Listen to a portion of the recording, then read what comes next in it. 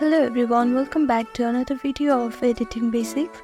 In this video, we are going to learn how to add shadows in your picture using Canva.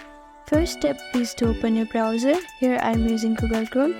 Now on the search bar, type in canva.com. After that, it will lead you to a home page of the Canva website. And here on the top right corner, you can see this create a design option. Click on it and create your desired template. Now on the left side you can see different options here. Now click on uploads, and to upload a picture you can click on upload files and upload your desired photo. Here I have already uploaded this one, so I'm choosing this one. Now after that you can see this edit image option on the top. Click on it, and here you can see the shadows option. Click on it.